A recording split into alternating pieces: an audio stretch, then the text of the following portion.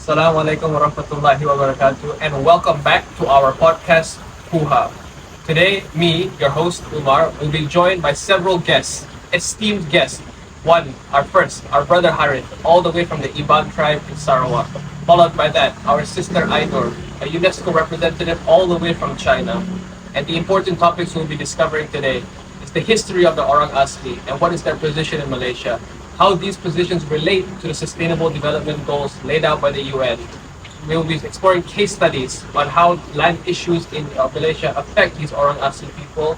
And finally, we will be discovering a Maqasid Sharia perspective, seeing as we are students of an international Islamic university. So without further ado, I would like to invite my brother Harith and my sister Ainur to join me for this first session. Thank you. Thank you. Start with Brother Harith. How about you give us a quick introduction about yourself, the position of the Orang Asli in Malaysia, and just a brief history about the people. Oh, Hi, my name is Harith Kaimi from Sarawak. I'm currently studying at ICO in IUM. So, Orang Asli is a heterogeneous indigenous people who forms a minority nationality in Malaysia, and they are actually the oldest inhabitant of Peninsula Malaysia. And did you know, as of 2017, the Orang Asli accounted for 0.7% of the population of Peninsula Malaysia. And although seldom mentioned in the country's demographics, the Orang Asli are a direct, distinct group alongside the Malay, Chinese, Indian, and inhabitants of East Malaysia, like Sarawak and Sabah. And so the special status is also enshrined in law, and Orang Asli settlements are scattered all across Peninsula of Malaysia.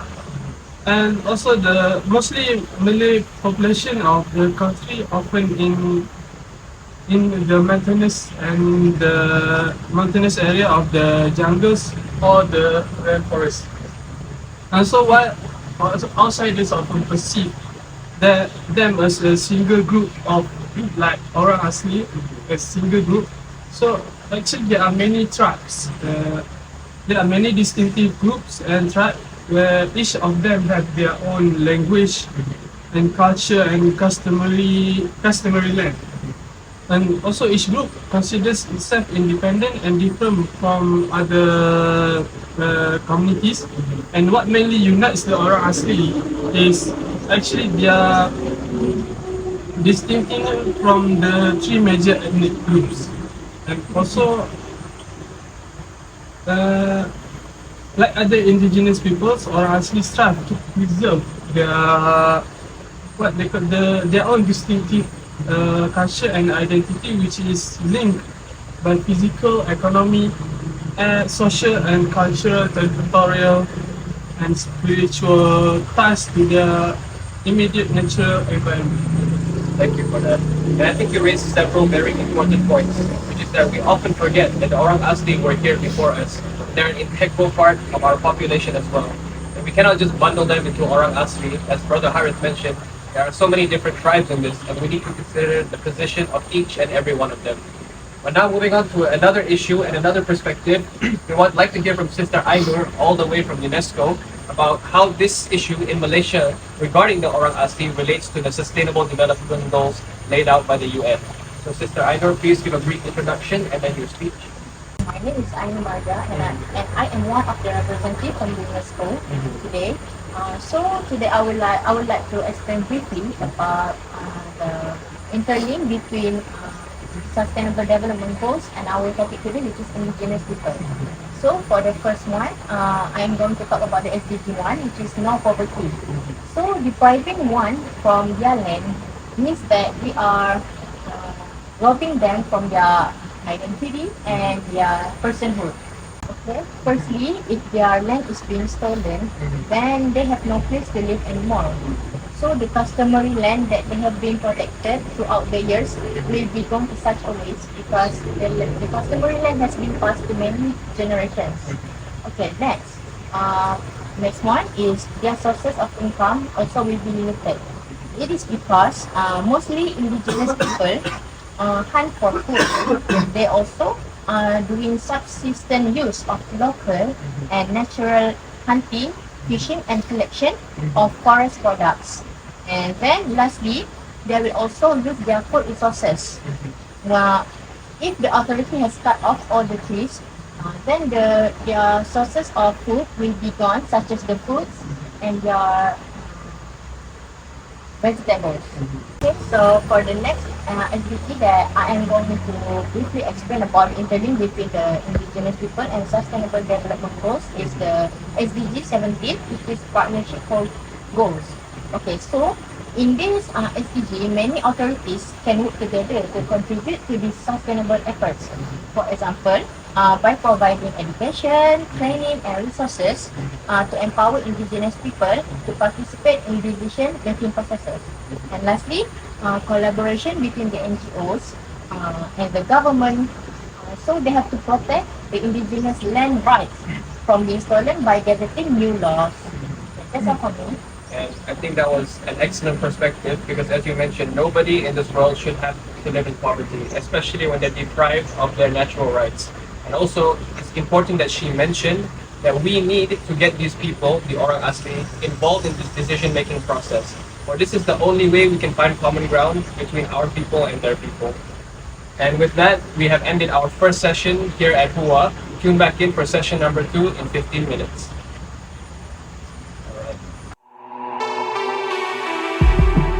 And for our halftime ad, I want to just give a shout out to the Kulia of Architecture at UIM for loaning us this beautiful wooden traditional house.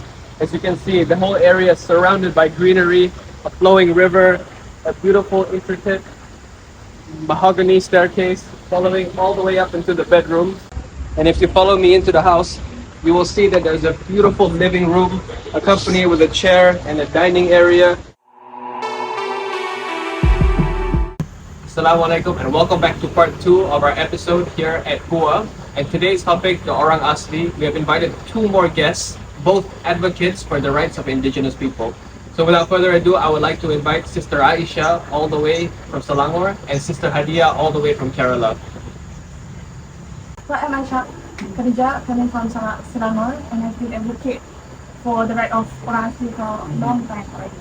So when I advocate about Orang Asli, especially in Selangor, right, I have made some research and I noticed that Malaysian indigenous people actually have a special relationship with the ancestral land and territories. So their land is not valued only as a source of daily livelihood, but it carries spiritual, social, cultural values to them. And they get part of their identity actually from a deep attachment to their culture. And the loss of land often threatens these people in the cycle of poverty, and also it make them lose their core land identity. So I've actually an essay written by Marissa Rosman, a prominent lecturer in University of California. And in this essay, it stated about the closeness of bond between the indigenous people of the Senoi in Sarawak with their land. Okay? Actually, they to show the closeness of their land and with their people, they actually love to make a song about the people and the land. And then, however, the special land of Orang Asli have been taken away from our government of Malaysia. And because the government, I think that the government believes that they use these traditional and backward live, and that they use the land for economically unproductive and environmental destructive purposes. So it's prevented the government from making the land, because of land, to something more beneficial and give more economic value to the government especially. And this make the government tend to ignore their customary right land and withdraw them away from the pursuit of indigenous priority developments and use that land to make use of it as something like more important. And on the pretense of making development of the land of the Orang Asli, it extends the official power and control over the land and life of Indians. I think that's all from me. And I think that's a good discussion there. The power dynamic of why should the government have control over what the lands of the Orang Asli are used for, and seeing as they were there first, perhaps they should have more claim over this. And I think we can see this in our next speaker, Sister Hadia, another advocate all the way from Kerala, who will speak more about this issue and also about the perspective of an anthropology professor. So Sister Hadia, please give an introduction. Okay, so my name is Hadia and I am a human rights activist, and I'm very much interested to study about the Orang Asli land issue in Malaysia. So when I looked into the case studies related to this, as Sister Aisha already mentioned, the land is something that has a lot of sacred value to the Orang Asli community. And of course, it has a big impact on their livelihood, right? So when we compare the perspective of the land from the government's perspective and the perspective or how they perceive the land of the Orang Asli people, it's actually a bit different. And that is a problem right there. And the second issue is that the land rights issue is divided in two parts. The first is the federal government and the other one is the state government. So when there is a policy to be implemented or some development schemes that has to be taken forward, there's always conflict whether, okay, if it's approved by the state government, is it approved by the federal government? If the federal government is approving it, maybe the state is not okay with it. So there is a conflict there, right? And then, so with this, it's seen that sometimes the land is being just unjustly taken away and the Orang Asli people are being deprived of their rights. So this is from the case study. Now, speaking about the perspective from an anthropology professor, he is quite positive in this regard, actually. So when he says about the Orang Asli community, the first thing he says is that they are Bumiputras. They are the original people of Malaysia. So since Malaysia is a multiracial community, although the rights, everyone have rights, but since the Orang Asli is the Bumiputra, they are original people, so they have their rights. It's not that they are being oppressed or deprived of them. So that's the first thing that he said. And then he said that there are people who try to bring up things that actually don't exist. For example, the NGOs. Not all NGOs, but then majority of the times the NGOs are worried about environmental issues. So when the forest is being cleared, obviously it affects the Orang Asli, but then it also affects the environment, right? So the NGO is more concerned towards the environmental issue, but then yes, that's also related to the Orang Asli people. So, and also another thing is about the political parties having to deal with this issue in not a very sincere way. They are kind of having double standards, maybe for advocating purposes during their election to win seats. Yeah. They bring up this issue and then after they have won the seat, then they don't really care about it anymore, kind of thing, right? And the other issue, not other issue, so he was from his experience of visiting the Orang Asli people, the professor said that the Jakowa, or the head of Orang Asli people, they're usually having a very good relationship with the government. So if the government is having to implement a policy, for example, building a fort, like the Klang Fort issue, right? They're actually having good discussion with the head of the Orang Asli people, and they actually approve it. Not only they approve it, they are being paid for this.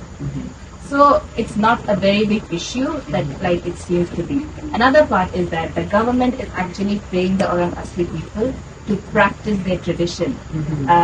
It's kind of like a tourist attraction to attract a lot of people into the country.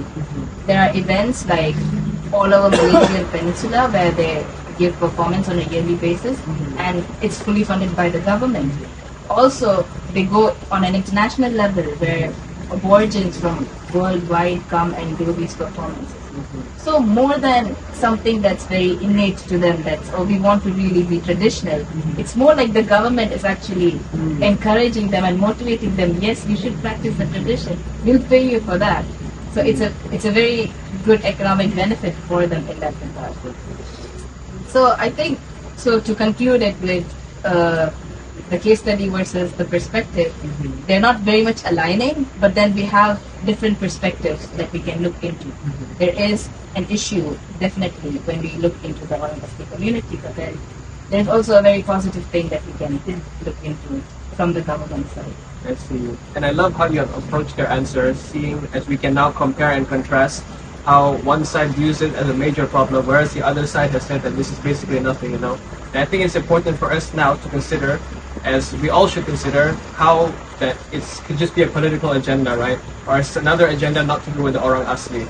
But we need to ensure that we see the facts from both sides before we can have a complete viewpoint on this issue at hand. And now back to Sister Aisha, who's going to show us an NGO which has taken effective action to make things work. So basically, I have an opportunity to join a lot of NGO in Malaysia, and I will give credit to this one NGO, which is Sahabat Alam Malaysia, SAM. And this organization, even though it is not specialized on advocating of the right of Malaysian people, but they've done a lot of things that other NGOs did. And one of the recent activity organized by this NGO, and I also take part in that activity, is on November 28, 2023, I guess. SAP organized a meeting with 9 representatives of indigenous people coming from villages in Marudi, Barang Tengah, Bakong, and in Sarawak, to discuss several development issues faced by the residents of the villages. And then, as a result of this meeting, we made a memorandum and sent it to Sarawak state government and federal government also. And one issue that I want to highlight in the memorandum is that the invasion of the native customary right land in Barang, where they made an oil palm plantation without the consent and without discuss with them this. And this affect a lot to these people, like because they destroy their farm, the forest, the place that they live, and then the crops that they harvest, and then it lead to them it affect their sources of incomes and traditional medicines and also their food badly. So I believe this initiative taken by some should be as an example for the other institutions. I think she has concluded that perfectly, in the sense that yes, we should give credit to Sahabat Alam Malaysia for taking effective action in rectifying this problem regarding the Orang Asli people. And to finalize, before we finish, we have to look at this from a perspective of Maqasid Sharia. So in short, what is it? Maqasid Sharia aims to look at the goals of Sharia, and scholars have classified this into 5 segments: the protection of religion, life, intellect, lineage, and also property. But the 2 we need to focus on here, and this has already been mentioned, but the first one being the protection of life. As mentioned earlier by Sister Ainur, our UNESCO rep, poverty is something which should not be incurred by anybody, especially when it's incurred by the government unjustly taking your land. So the preservation of their life should be a priority in this situation, and we have to give heed to that. And another thing we need to consider, interlinking with this, is the protection of property. And we mentioned here in this session that for the Orang Asli, the property is not just property in of itself, right? It gives them a source of livelihood. It gives them a source of identity. And to strip this from them is to strip their identity and to strip their existence almost from this country. And so with that, we must also consider that Islam promotes justice. Justice not only for Muslims and among Muslims, but also justice to non-Muslims. And so this is why it is incumbent upon us as students from the University of Islam, the International Islamic University of Malaysia, to take action in this matter and to at the very least spread awareness. Thank you for tuning in today. This has been our podcast from us, Hua. We'll see you next time, inshallah. Assalamu alaikum.